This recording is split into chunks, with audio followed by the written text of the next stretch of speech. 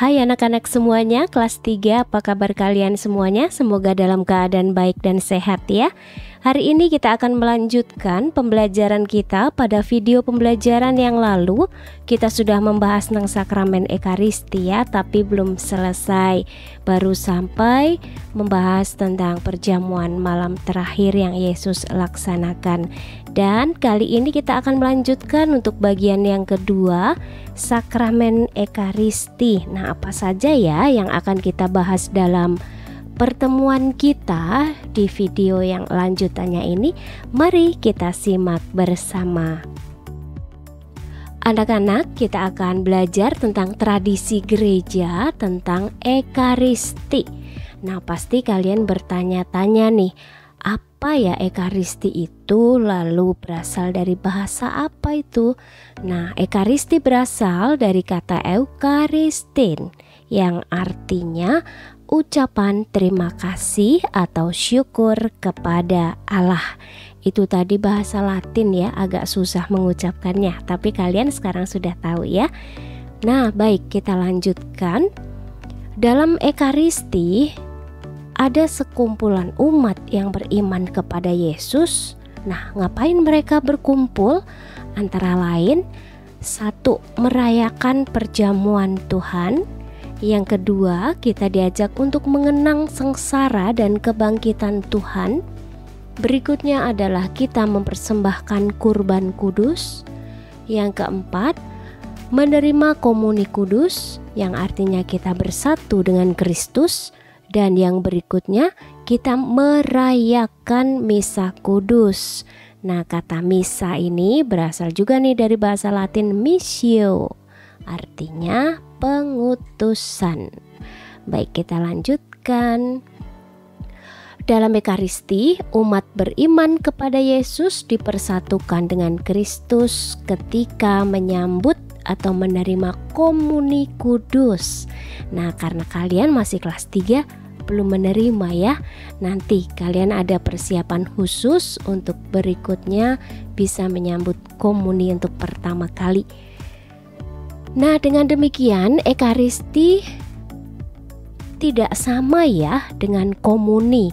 Kadang-kadang kita berpikir bahwa ketika kita merayakan Ekaristi ya kita komuni. Menerima komuni tidak sama dengan merayakan Ekaristi. Nah, nanti kita akan lihat apa perbedaannya ya. Sekarang kita coba lihat hal-hal apa sih yang kita dapatkan ketika kita mengikuti Ekaristi dan menerima komuni kudus. Nah, ada beberapa hal nih ya. Yang pertama, kita semakin memperdalam persatuan kita dengan Yesus. Karena apa? Karena dalam komuni kudus kita sungguh-sungguh menyambut Yesus dalam rupa roti dan anggur. Berikutnya, yang kedua, menjauhkan kita dari dosa. Nah, kenapa? Karena di dalam Ekaristi itu kita diajak untuk mendengarkan sabda Tuhan dan menerima Tuhan dalam diri. Dan itu menjadi sarana bagi kita untuk melawan dosa, gitu ya. Yang ketiga, kita diajak untuk membangun gereja di dalam kesatuan. Artinya kita sama-sama nih bersama dengan umat yang lain, kita membangun gereja bukan hanya sekedar gedung gerejanya dibuat semakin megah ya, tetapi lebih dari itu bagaimana kita antar umat satu sama lainnya saling mendukung, saling memberikan semangat, saling menolong, saling mengasihi dengan tulus, sehingga kesatuan umat Tuhan ini menjadi semakin erat. Berikut, yang keempat, mendorong kita untuk peduli terhadap kaum miskin. Nah, ini nih kita sebagai anggota gereja, harapannya tidak hanya sekedar kita saling memperhatikan antar umat seiman aja. Lebih dari itu, kita diajak untuk meneladani seperti Yesus ya. Kita peduli kepada sesama kita, terutama mereka yang miskin, mereka yang menderita, mereka yang sakit. Begitu ya. Dan yang kelima, mendorong kita untuk sebagai umat ini terus-menerus menjaga persatuan sebagai umat beriman gitu. Baik, kita lanjutkan. Nah, ini dia anak-anak, Yesus Kristus yang kita imani itu merupakan sumber dan puncak kehidupan Kristiani. Sungguh-sungguh hadir di tengah-tengah umatnya.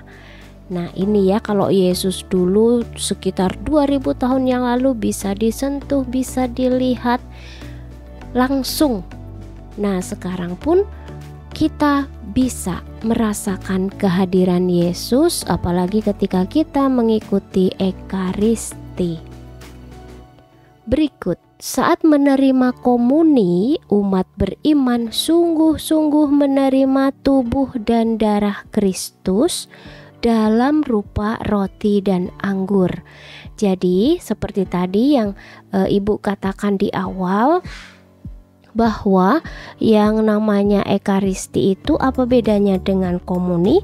Nah, komuni ini adalah bagian dari seluruh perayaan Ekaristi itu, ada di dalamnya. Jadi kalau komuni itu kita menyambut tubuh dan darah Kristus sungguh-sungguh dalam bentuk roti dan anggur, atau kadang ada yang menyebut namanya hosti gitu ya. Roti putih kecil, tidak berasa. Kalau kamu mungkin ada yang penasaran kayak apa ya Bu rasanya hosti, nanti suatu saat kalau kamu sudah menyambutnya, kamu akan bisa merasakan seperti apa ya. Baik, kita akan lanjutkan. Apa saja simbol-simbol yang ada dalam sakramen Ekaristi ini? Antara lain adanya uskup atau imam yang ditahbiskan dan mempersembahkan Ekaristi. Ada yang tahu kalian ditahbiskan apa ya? Ditahbiskan itu dilantik, dikukuhkan menjadi seorang imam ya. Berikut, simbol berikutnya adalah ada roti dan anggur yang diubah menjadi tubuh dan darah Kristus. Oleh siapa? Nah, nanti kita lanjutkan berikut ini. Sakramen Ekaristi. Nah, kalau ditanya ini apa ya arti sakramen Ekaristi? Adalah tanda persatuan kita dengan Tuhan Yesus Kristus untuk ambil bagian dalam karya perutusannya. Nah, seperti di awal-awal kita membahas mengenai sakramen-sakramen, arti dari sakramen itu sendiri adalah sebuah tanda ya. Jadi sakramen Ekaristi disinilah kita menjadi puncak dari para umat beriman untuk menyambut sakramen yang maha kudus ini, yaitu sakramen Ekaristi, di mana kita sungguh-sungguh bersatu dengan Tuhan kita Yesus Kristus. Dalam perayaan Ekaristi, umat beriman mengenang kembali perjamuan terakhir yang dilakukan Yesus. Nah, kita ingat nih, dalam pembahasan sebelumnya kita belajar tentang ketika Yesus mengadakan perjamuan malam terakhir bersama siapa? Ayo, masih ingat? Iya, bersama para rasul. Nah, pada saat itu kan Yesus menyimbolkan tubuhnya dengan roti dan darahnya dengan anggur.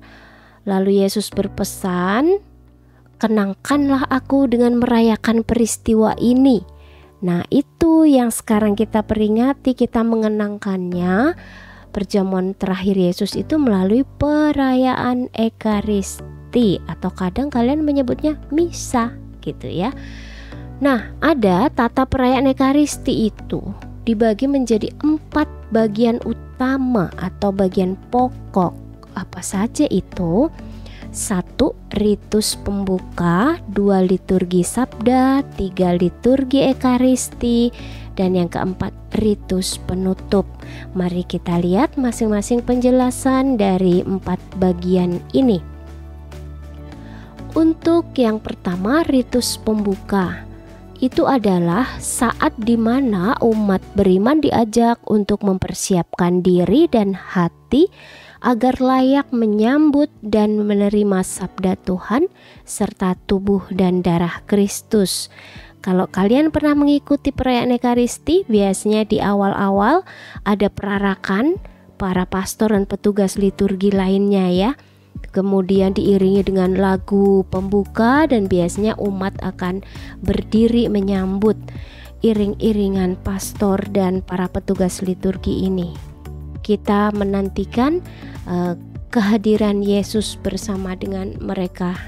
Berikut, dalam ritus ini terdapat apa saja? Ada pernyataan tobat, ada pujian, dan ada doa pembuka. Pernyataan tobat yang kayak gini, yang doanya, saya mengaku kepada Allah yang Maha Kuasa dan kepada saudara sekalian, dan seterusnya ya. Kalian hafalkan ya, pinter. Nah, pujian itu madah kemuliaan. Ada yang kadang dinyanyikan, ada yang diucapkan, didoakan saja. Lalu doa pembuka ini biasanya pastor yang akan mengucapkan doa pembuka di awal Ekaristi. Berikutnya tentang liturgi sabda. Apa liturgi sabda? Adalah saat di mana umat beriman berkesempatan mendengarkan sabda Tuhan. Nah, yang biasanya diambil dari Perjanjian Lama, Perjanjian Baru, dan Injil. Umat diajak juga untuk merenungkan sejarah keselamatan dan perutusan yang harus dilaksanakan dalam kehidupan sehari-hari melalui homili atau yang kita kenal dengan khotbah dari seorang imam. Kadang kita menyebut imam, bisa juga pastor atau presbiter, sama saja ya. Bacaan pertama diambil dari kitab suci Perjanjian Lama, kemudian bacaan kedua biasanya diambil dari kitab suci Perjanjian Baru. Kalian tahu kan ya, apa saja yang termasuk dalam kitab suci Perjanjian Lama dan Baru? Wah, pasti tahu dong, kan di rumah punya kitab suci ya. Bisa dibuka-buka mana saja yang termasuk Perjanjian Lama dan mana yang termasuk Perjanjian Baru ya. Nah, untuk bacaan pertama dan kedua ini biasanya dibacakan oleh seorang lektor atau ada yang menyebut lektris, pembaca kitab suci ya. Berikut, bacaan Injil biasanya dibacakan oleh seorang imam dan diambil dari salah satu dari keempat Injil. Tahu kan ya, 4 Injil apa saja? Matius, Markus, Lukas, dan Yohanes. Nah, tergantung tahunnya itu termasuk pada kategori tahun A, tahun B, atau tahun C gitu ya. Itu ada bacaan Injilnya tersendiri. Lanjut, liturgi Ekaristi. Nah, ini dia adalah puncak dari perayaan Ekaristi itu sendiri. Di dalam liturgi Ekaristi itu ada doa syukur agung, biasanya disingkat DSA. Ada 10 doa syukur agung ya. Umat diajak untuk mengenang perjamuan malam terakhir yang diadakan Tuhan Yesus, dan dalam komuni umat dipersatukan dengan Tuhan Yesus. Jadi ada saat komuni di dalam liturgi Ekaristi ini. Kemudian ada istilah lagi nih, namanya konsekrasi. Wow, apa ini konsekrasi? Adalah saat di mana imam atau pastor dengan kuasa Allah mengubah roti dan anggur menjadi tubuh dan darah Kristus. Ada doa khususnya ya, yang biasanya para pastor ini sudah memiliki kemampuan, memiliki pengetahuan khusus, sudah mereka persiapkan semenjak awal untuk menjadi seorang imam ya, bagaimana mendoakan khusus roti dan anggur itu sungguh-sungguh menjadi tubuh dan darah Kristus. Berikutnya adalah ritus penutup. Apa itu? Adalah saat di mana umat diingatkan kembali akan tugas perutusannya mewartakan kabar baik kepada segala makhluk dengan dibekali dari berkat Tuhan. Biasanya di akhir pastor akan memberikan berkat, kemudian diucapkan dengan demikian perayaan Ekaristi kita sudah selesai. Dan kita menjawab apa ya? Masih ingat? Syukur kepada Allah. Pergilah, kita diutus. Amin. Nah, seperti itu ya. Di akhir-akhir itu artinya kita setelah mengikuti perayaan Ekaristi sudah menyambut tubuh dan darah Tuhan, sudah menerima sabdanya, sudah kita menjadi anak-anak Tuhan yang kudus.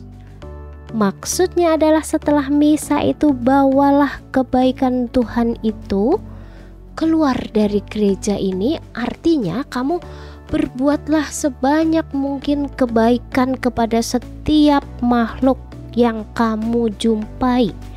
Artinya ya gak hanya manusia, kepada makhluk hidup yang ada di alam sekitar ini pun, tumbuhan, hewan dan sebagainya itu harus kita kasihi, karena itu juga bagian dari ciptaan Tuhan.